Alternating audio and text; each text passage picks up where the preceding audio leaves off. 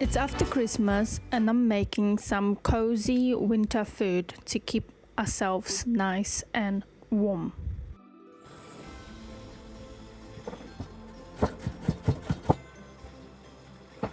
One of my favorite side dishes, it's probably by far red cabbage or even white cabbage, neither made in a pickle brine like with vinegar and some water, or just simply sauerkraut. Right now you see me making red cabbage in a pickled water. Mama. Mama, mama. Powiedz mama. Can you say mama? Here, stop. Pickled cabbage, it's very easy to make. You just need half of vinegar and half of water. So if you have 1 cup of vinegar, then you will need 1 cup of water, and then you add some sugar, depends how much you like it. For 1 cup I would probably do maybe 2 tablespoons, so maybe 3 tablespoons of sugar or honey or some sort of sweetener of your choice, and then a little bit of salt and some additional bits and bobs like bay leaf or mustard seeds or peppercorns. It depends how you want to flavor it. I put some garlic in my pickled cabbage because it always gives a lot of flavor and I absolutely love it. So if you have never made it, it takes only 24 hours for it to pickle, and then you can have it, or you can keep it for 3 days, 4 days, and then open it, up to you.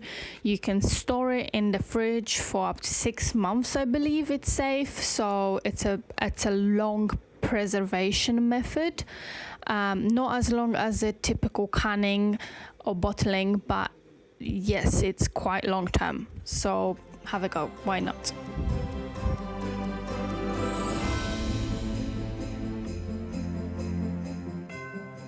Another comfort food that I love to make throughout winter is blueberry muffins.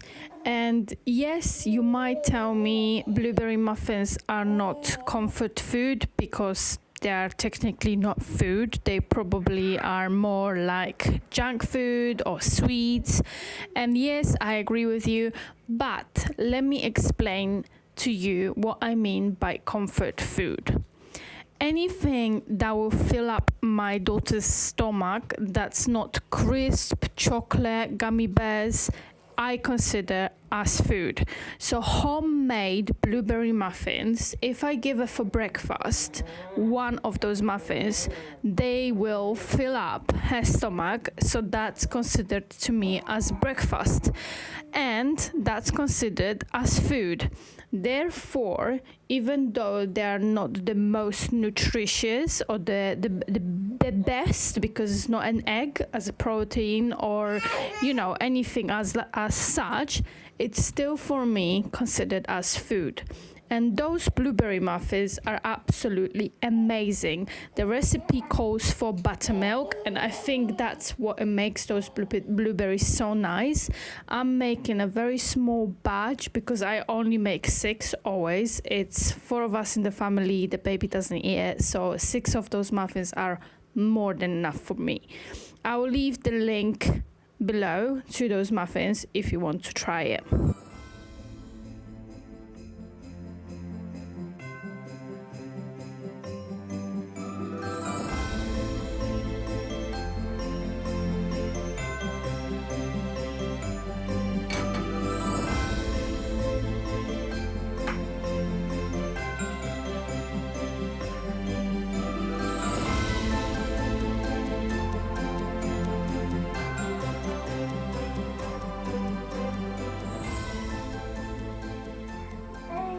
At our house, very often I make American style pancakes.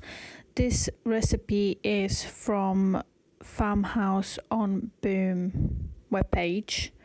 Lisa is very good with sourdough, and those pancakes are sourdough pancakes. The recipe is fairly easy. It's 1/4 cup sourdough discharge. It can be active as well if you want, but I use discharge one. 1.5 cup of milk or water. I used milk. 1 3/4 cup of unbleached all-purpose flour. In England, that's just normal flour for baking, or plain flour, or self-raising flour. For those pancakes, I use self-raising flour because I like when they puffed up very nicely. 2 large eggs, 1/4 cup of butter melted, preferably not hot, just warm. 2 tablespoons honey or maple syrup. I think I used golden syrup in that recipe because I didn't have any other syrup, so that was it. And then 1/2 teaspoon of salt and 1 teaspoon of baking soda. I'm just going to throw it out there that Arthur has been particularly busy talking while I was making those pancakes, so I left the audio out because I feel like it's really cute. And those pancakes are fairly thick and they rise very nicely, and they are definitely one of my favorite to make, especially for the baby. He loves it. I make a big batch and then I fry them and cool them down and freeze them all separately wrapped in cling film. And I just take one out for him whenever I fancy to give him for breakfast, and they're very nice to eat for him and for everyone anyway. So yeah, have a go at it. I will link to this recipe from Lisa down below. I like eating those pancakes with savory additions to it, like eggs or chorizo, stuff like this, because they're sour pancakes because of the sourdough, so they taste really nice with additional sour flavoring.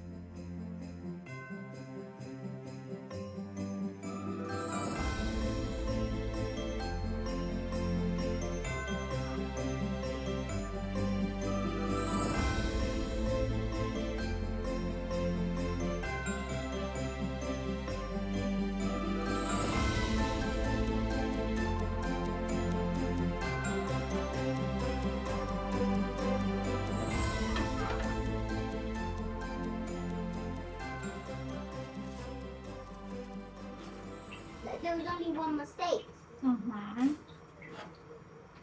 There is nothing better than your own homemade sauerkraut, and this is exactly what I'm making now. It's, like I said before, cabbage is just my by far the most favorite food to eat throughout the winter, and I think it's very much comfort food.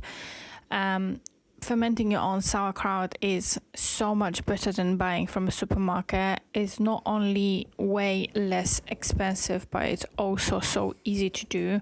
All you need is white cabbage, finely shredded, neither in a food processor like I did it, or you can just grate it on a cheese grater, or maybe you want to do it with a knife. That's fine as well. It's just going to take a bit longer.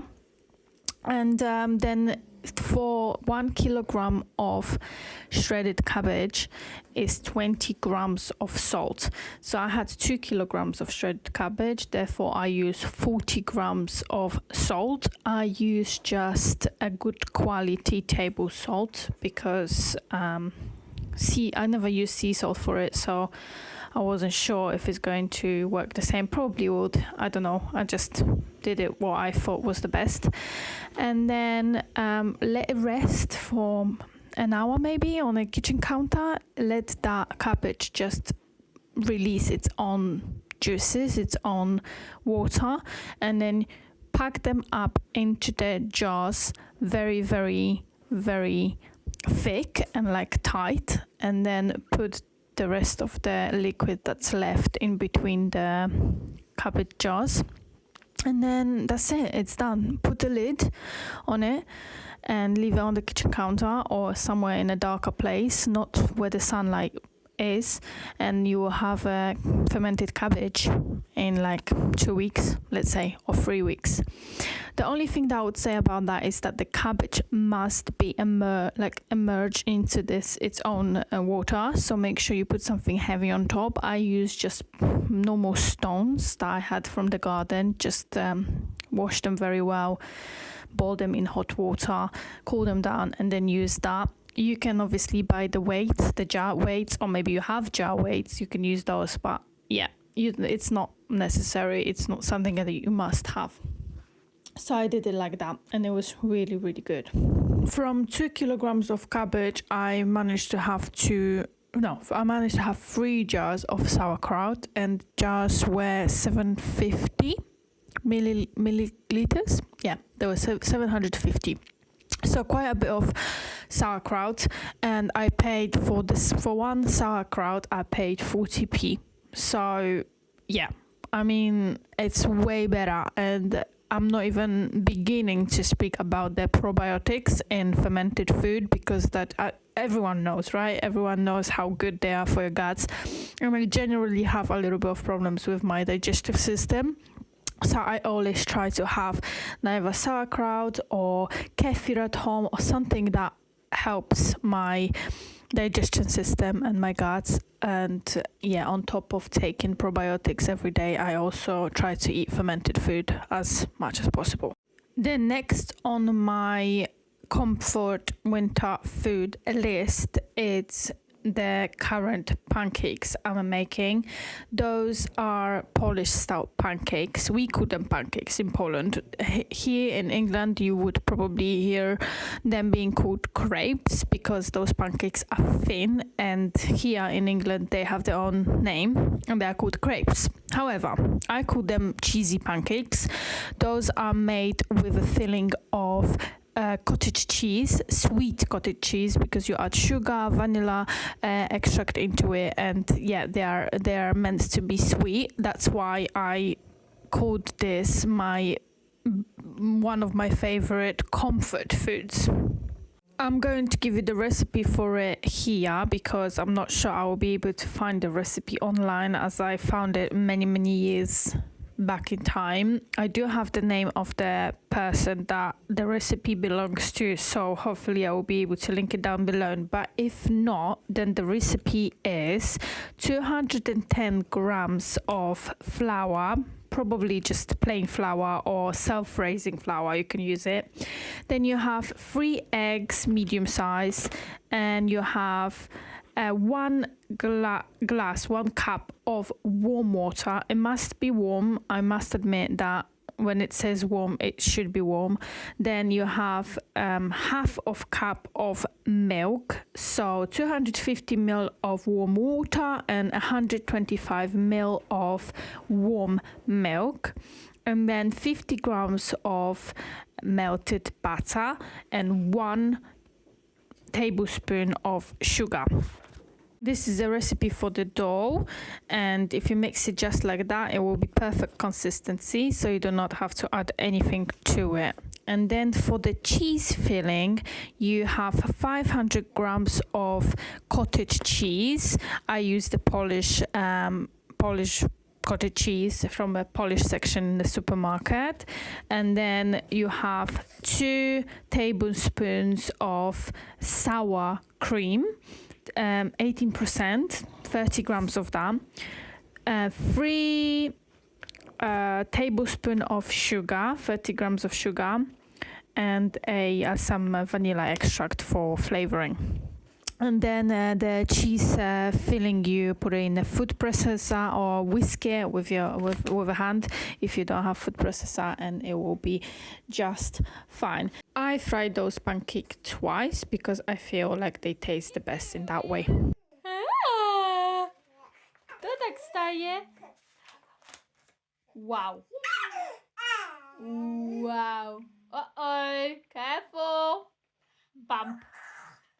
I must say that soups are probably by far the most nutritious food that you can eat throughout the winter.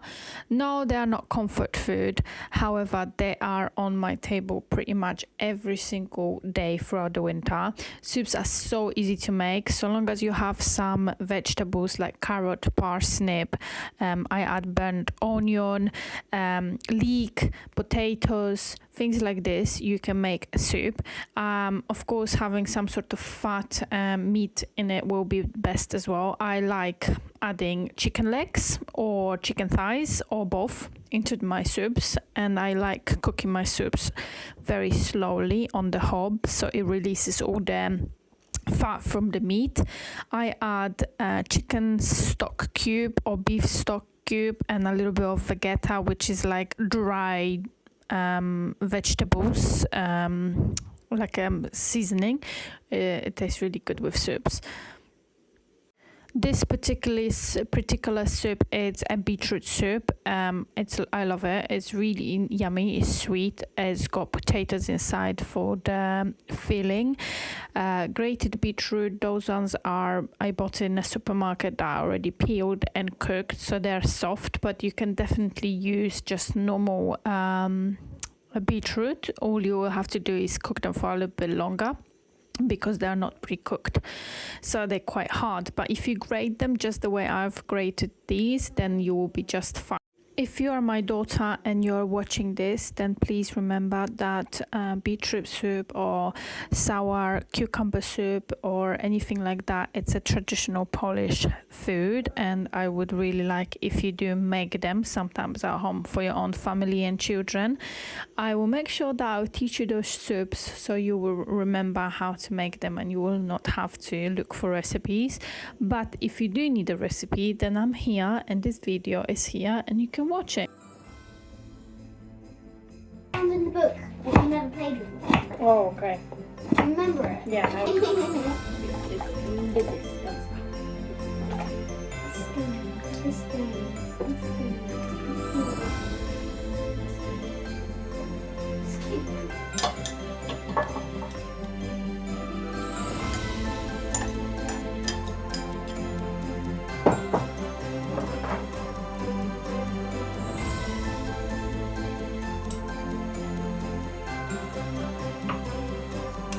On here you can see a step-by-step process of making a good soup.